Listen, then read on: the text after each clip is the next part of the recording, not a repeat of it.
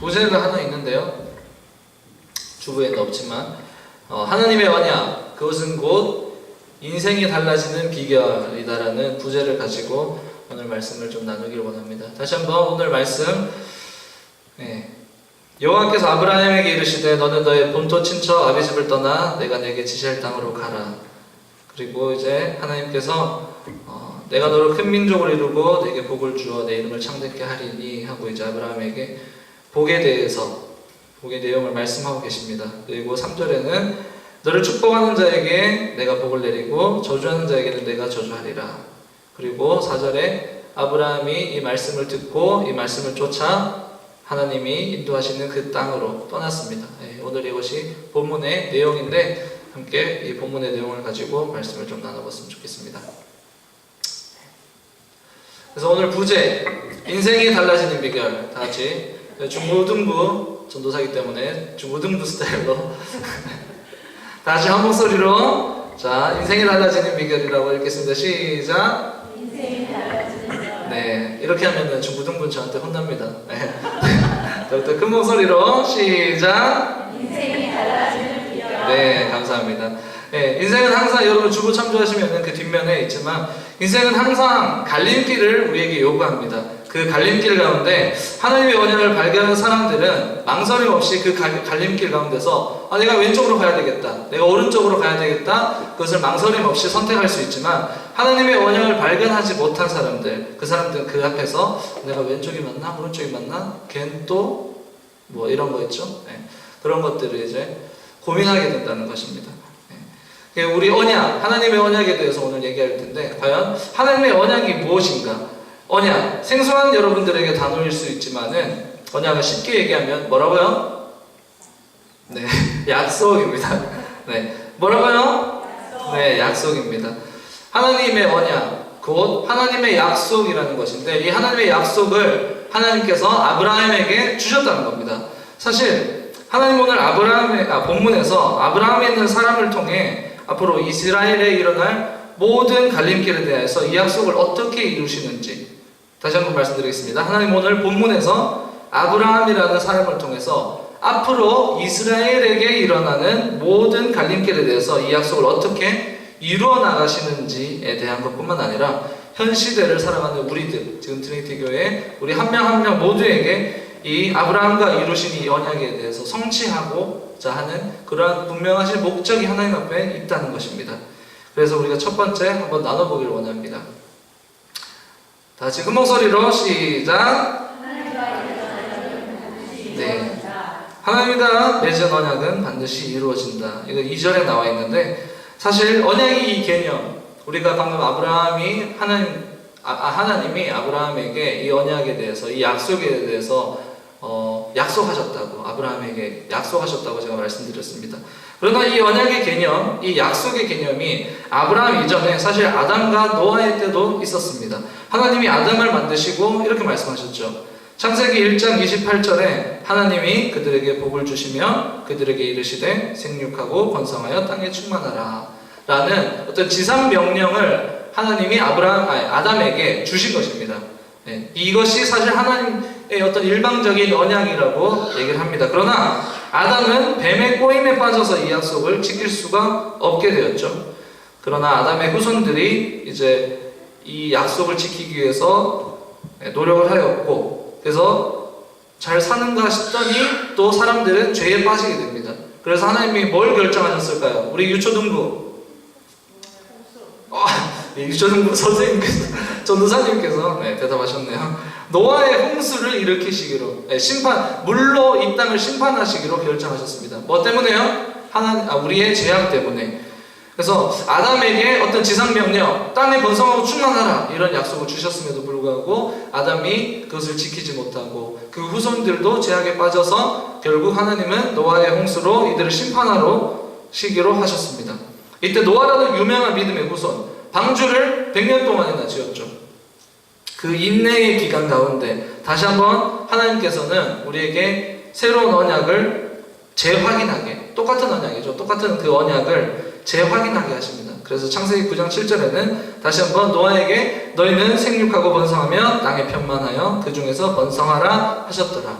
이것이 코끼리와 모든 동물들을 방주에서 이끌어내시고 하나님께서 노아에게 말씀하신 말씀입니다. 그래서 아담 그리고 노아 이 두 명의 하나님의 어떤 후손들, 자녀들을 통해서 하나님께서 그 지상명령을 말씀하셨는데 노아 이후에 어떻게 됐을까요? 우리 유초등부 우리 이번엔 중고등부 네, 노아 이후에 어떻게 됐는지 혹시 아시는 중고등부? 네, 죄송합니다. 제가 안 가르쳤습니다. 네, 인간이 바벨탑을 짓게 되죠.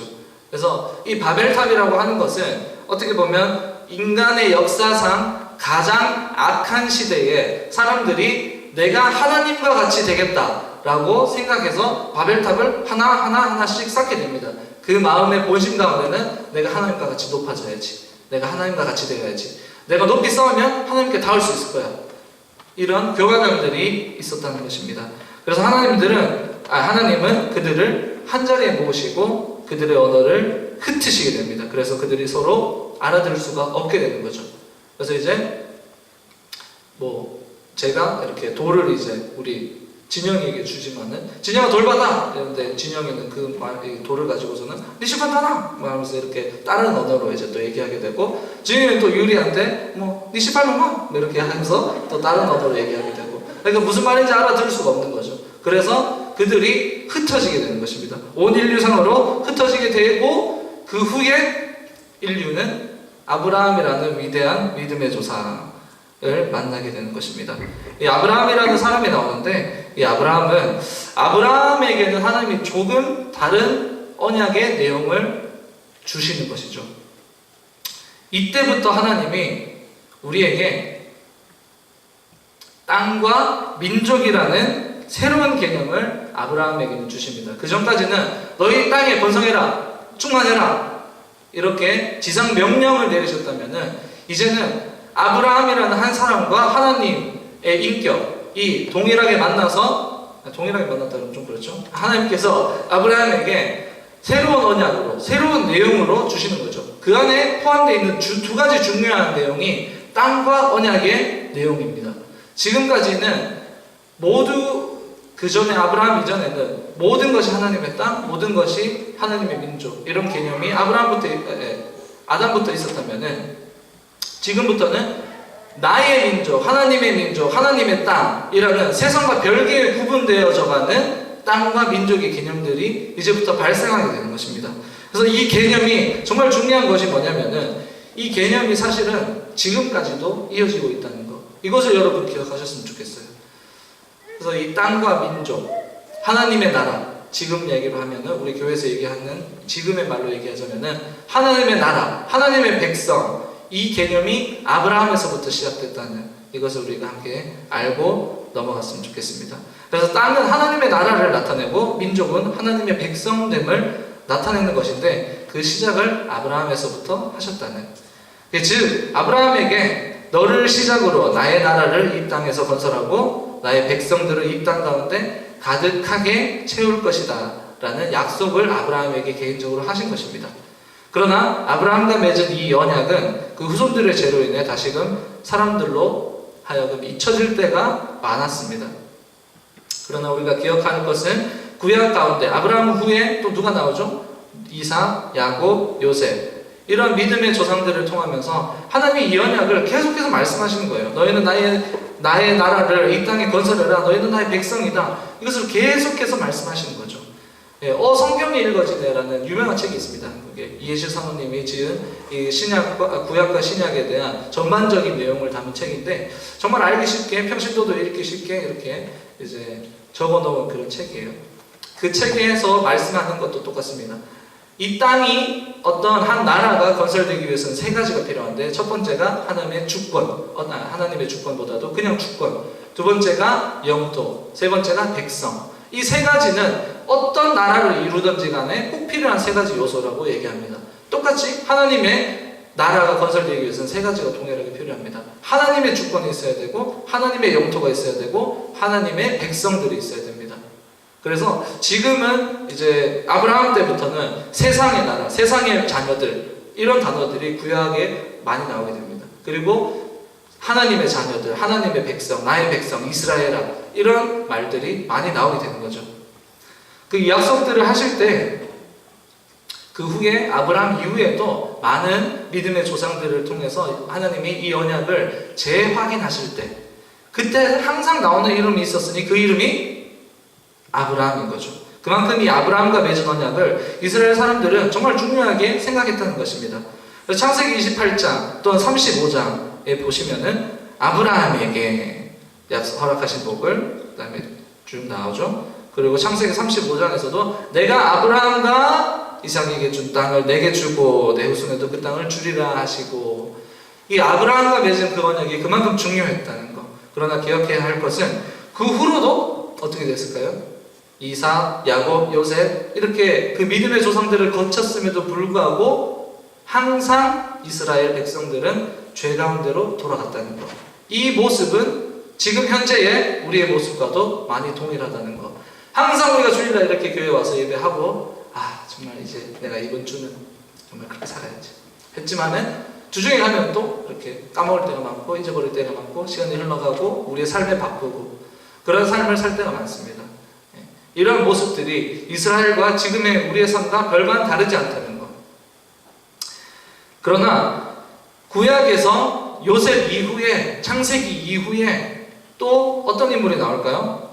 창세기 첫 번째 모세가 나옵니다. 이스라엘의 죄로 인해 하나님께서 그들을 이집트의 후속국으로 만드셨죠. 근데 모세를 통해 하나님은 다시 이스라엘의 부흥을 일으키기 원하셨어요. 죄, 하나님의 구원. 죄, 하나님의 구원. 이것이 지금부터 계속 나올 거예요. 사람들의 죄악이 끝까지 치우쳤었어요. 모세 이후에도 하나님의 백성들은 죄 가운데로 들어갔습니다. 그래서 사사들을 막 일으키셔서 이스라엘의 회복을 불러일으키기 원하셨어요. 그것이 사사기에 나오죠.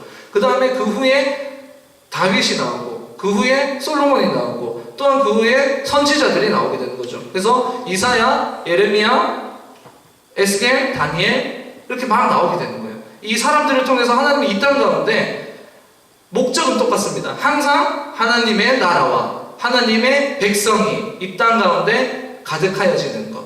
그것이 아브라함과 맺은 하나님의 언약이기 때문에 이 아브라함과 맺은 언약이 이삭, 야곱, 요셉, 모세, 사사, 다윗, 솔로몬, 이사야, 예레미야, 에스겔, 다니엘 그 후에 모든 사람들을 통해서 구약의 모든 사람들을 통해서 이것 하나만을 위해서 하나님께서 이들을 보내셨다는 거죠. 우리가 방금 구약을 끝냈습니다. 그래서 항상 구약을 읽으실 때 여러분들이 이것을 기억하시고 읽으시면 더 좋을 것 같습니다. 이스라엘은 항상 죄로 돌아갔구나. 그러나 하나님은 항상 우리를 구원하시기 위하셔서 누군가를 보내셨구나. 이것이 우리에게 은혜가 된다는 그런 말씀을 드리고, 우리의 삶에서 죄악으로 돌아갈 생각만 하고 옛 습관을 따르려고 하는 이스라엘 백성들, 우리와 동일한 이 모습들이 계속 반복하다 보니까 결국에 하나님께서 마지막 히든 카드를 보내시기를 원하십니다. 그것이 예수님이십니다. 그래서 구약에서는 많은 선지자, 그런 왕들을 보내심으로 하나님께서 우리를 구원하시기로 하나님의 백성됨을 인정하시게 하시려고 하셨다면, 신약에서는 드디어 히든 카드를 예수님을 통하셔서 우리를 하나님의 나라와 하나님의 백성됨을 우리에게 알려주시기 위하셔서, 확인시켜 주시기 위하셔서 예수님을 이 땅에 보내신 것입니다. 그래서 예수님을 이 땅에 보내심으로 진정한 하나님의 나라가 뭐냐? 진정으로 하나님의 백성이 된다는 것이 어떤 것이냐? 이것을 예수님을 통해서 보여주시기 원하셨다는 것이죠. 우리는 과연 언약의 백성으로서의 삶을 살고 있는지 한번 돌아봤으면 좋겠습니다. 그 이전에 꼭 우리의 삶 가운데 하나님과 나와의 개인적인 언약이 있는지 그것을 다시 한번 검토해봤으면 좋겠습니다. 아브라함은 하나님의 언약을 받고 그 본토 친척 아비 집을 떠나서 하나님이 인도하신 땅으로 갔습니다. 그렇다면 우리가 앞으로 나아가기 위해서는 하나님과 나와의 개인적인 언약이 필요합니다. 여러분들 말씀 가운데서 그 하나님의 언약을 모두 발견하시는 여러분들이 되셨으면 좋겠습니다. 두 번째, 하나님의 언약은 부족한 우리를 온전하게 하신다라는 것입니다. 하나님은 우리의 부족한 모습, 환경, 상황과는 상관없이 우리에게 언약을 주신다는 점, 이것을 성경에서는 은혜라고 얘기합니다. 그래서 하나님의 은혜가 우리에게 어떻게 나타나는지 이것을 한번 살펴봤으면 좋겠습니다. 받을 자격이 없는 자들에게 은혜에 근거하여 하나님 나라의 축복을 선물로 주는 것이 하나님의 은혜인데, 이 은혜는 기독교 교리의 가장 핵심이라고 우리가 얘기할 수 있습니다. 이 은혜로 인해 우리의 부족한 모습에도 불구하고 하나님은 우리에게 신실하신 약속을 주시고, 약속은 우리를 그분 앞에서 온전한 모습으로 변화시키는 결론에까지 이르게 되는 것입니다. 즉, 하나님의 약속을 믿고 그것을 따라 살 때에 우리는 언젠가 온전한 모습으로 변화되어 있는 우리의 모습을 발견한다는 것입니다. 우리의 상황이 정말 좋지 않죠? 내 상황이. 그렇지만 하나님께서 정말 전혀 다른 약속으로 성경의 말씀으로서 우리에게 말씀하여 주신다는 것입니다. 아브라함의 상황이 어땠는지 한번 살펴보길 원합니다. 4절, 우리 한 목소리로 다 같이 주보에 있는 것을 참조하심으로 읽도록 하겠습니다. 시작!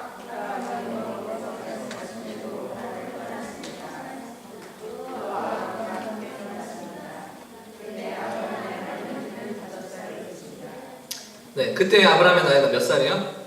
네, 70살이었습니다. 네, 죄송해요. 몇 살로 되어 있나요? 네, 75으로 되어 있죠. 네. 75 노인에게 하나님은 말씀하시는 거죠. 이삭의 이후로부터, 노아의 이후로부터 사람들의 수명이 급격하게 줄었어요.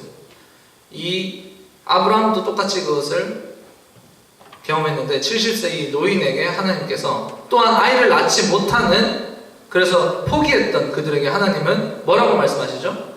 너희는 한 민족의 근원이 될 것이다. 하늘의 별과 같이 수많은 자손들을 보게 될 것이다. 라고 말씀하시는 거죠. 아브라함의 지금 상황과는 전혀 맞지 않는 언약을 하나님께서 주시는 것입니다. 전혀 나와 맞지 않는 상황에 아브라함은 그의 가족을 데리고 그래도 자신의 땅을 떠났다는 것. 이스라엘에서 자신이 머무르는 땅은 이스라엘 백성에게 있어서, 이 이스라엘 백성에게 있어서 구약시대에 자신들이 머무르는 땅은 특별했습니다. 이 땅의 개념은 뭐냐면, 그들의 생각에 그들의 조상의 하나님이 이스라엘 백성들을 어떠한 땅으로 인도하셨다는 것, 그 땅에 머물게 하셨다는 것, 그것은 그 땅은 곧 축복이라는 것입니다. 이 축복을 버리고 네가 축복이라고 생각했던 너의 삶의 터전, 너의 일터, 너의 가정, 너의 환경, 이런 것들을 다 내려놓고 너 내 말만 믿고 떠날 수 있겠니? 라고 하나님께서 말씀하시는 것입니다. 도전하시는 것이죠. 그 도전에 아브라함은 그 도전을 받아들였습니다. 그래서 아브라함은 자신의 과거 추억, 삶의 현장, 일터를 모두 버리고 하나님이 말씀하시는 땅으로 가게 되는 것이죠. 아브라함의 이 선택이 어떻게 이 아브라함을 어떻게 온전한 사람으로 만드셨는지 우리가 지금 한번 살펴보기를 원합니다. 두 번째 포인트가 뭐였죠? 하나님의 언약은 부족한 우리를 온전하게 하신다 하셨는데, 아브라함이 어떻게 온전하게 변화했는지 한번 우리가 살펴봤으면 좋겠습니다. 처음 아브라함이 애굽에 도착했을 때 아내 사라에게 말하기를 당신이 너무 이뻐서 당신은 살겠고 나는 늙어서 죽겠다. 그러니 당신을 제발 나의 누나라고 해주세요 라고 아내한테 시킨 거죠. 네. 요즘 우리 중고등부는 이런 사람을 찌질이라고 얘기를 합니다. 이런 정말 저질스러운 어떤 인간의 어떤 밑바닥까지 간 이 모습을 아내한테 먼저 보여주는 거죠. 이렇게 해서라도 난 살아야 되겠다라는 거죠. 이게 창세기 12장 13절에 나오게 되는 거죠. 그러나 그 후에 온전한 사람으로 변화된 아브라함은 자기의 아들 이삭을 하나님 앞에 믿음으로 바치는 결과로까지 이어지게 됩니다. 그래서 하나님의 사자가 가라사대 그 아이에게 내 손을 대지 말라, 아무 일도 그에게 하지 말라. 내가 내 아들 내 독자라도 내게 아끼지 아니하였으니 내가 이제야 내가 하나님을 경외하는 줄 아노라.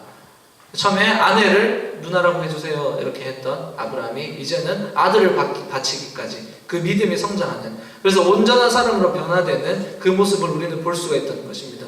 이 모든 이 온전한 사람으로 변화되는 이 과정 가운데 첫 시작, 그것은 하나님의 언약이었다는 것, 그것을 우리가 기억하며 마지막 결론으로 우리가 나아갔으면 좋겠습니다. 그래서 하나님의 언약은 마지막으로 순종할 수 있는 확신을 주신다는 것, 이것을 우리가 한번 마지막으로 기억했으면 좋겠습니다. 그렇기 때문에 우리는 확신을 가지고 주님이 주실 그 땅으로 나아갈 수 있는 것이죠. 동일하게 하나님은 아브라함의 믿음에 확신을 주시기 위해서 수차례 그 언약의 말씀들을 반복하시는 것을 우리는 성경을 통해서 읽을 수 있습니다. 한번 지금부터 성경을 통해서 이것을 한번 증거하겠습니다. 창세기 13장 14절에 롯이 아브라함을 떠난 후에 여호와께서 아브라함에게 이르시되 너는 눈을 들어 너 있는 곳에 소돔서 동서남북을 바라보라 하시고 보이는 모든 땅을 너에게 주리라. 똑같이 동일하게 말씀하시는 거죠. 그 언약의 그 내용을 똑같이 반복해서 계속 아브라함에게 확신을 주시는 것입니다. 그래서 종과 횡으로 행하여 보라. 내가 그것을 내게 주리라. 내가 그렇게 너한테 얘기하지 않았니? 내가 내 자손으로 땅에 티끌같이 갖게 하리니 사람이 이 땅의 티끌을 능히 셀 수 있을진데 내 자손도 세리라. 엄청 많이 주겠다는 것입니다. 동일하게 다음 본문에서 아브라함이 여호와를 믿으니 여호와께서 이를 그의 의로 여기시고 또 그에게 이르시되 나는 이 땅을 내게 주어 업을 삼게 하려고 너를 갈대아우르 에서 이끌어내 여호와다 이렇게 말씀하시게 되는 거죠. 그 밑에 15장 18절에 이 언약을 세워 가라사대 내가 이 땅을 애굽 땅에서부터 그 큰 강 유브라데까지 내 자손에게 주노니. 하지만 이게 지금 이것만 있는 것이 아니라 여호와의 사자가 또 이르시되 너로 인하여 너의 언약을 내가 너와 세운 언약을 인하여 심히 번성케 하리라.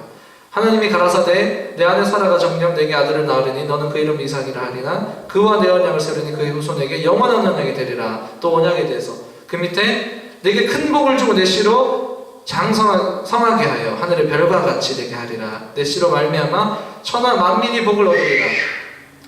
이게 지금 13장에서부터 22장까지 아브라함의 얘기가 12장부터 24장까지 있습니다. 그러나 이 13장부터 22장 그러니까 그 사이에 계속해서 하나님께서 아브라함에게 말씀하셨다는 것을 우리는 성경을 통해서 한번 다시 확인할 수 있습니다. 그렇다면 동일하게 이 말씀을 믿는 오늘을 사는 그리스도인으로서 다시 한번 우리가 말씀 가운데서 이것을 발견하면 좋을 것 같습니다. 하나님께서 여러분들에게 언약을 주셨다면 그 언약 가운데 내가 어떻게 살아야 할 것인지 막막할 때 성경으로 다시 돌아가십시오. 말씀으로 다시 돌아가십시오. 그래서 그 말씀 가운데 내가 흔들리고 그 갈림길 가운데 서 있을 때 하나님께서 나에게 이 언약을 주셨구나. 하나님은 오늘 이 말씀을 통해서 내가 오늘 하루를 이렇게 살기를 원하시는구나.